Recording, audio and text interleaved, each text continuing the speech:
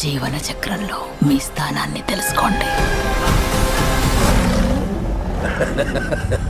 ఆ చక్రం ఇప్పుడు ముక్కలయ్యింది.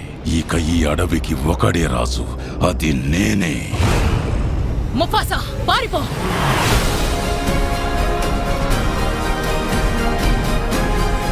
మనం ఒక్కటిగా పోరాడాలి.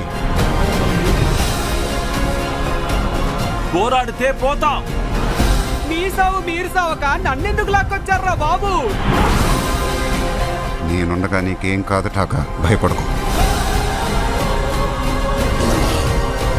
ముఫాసా!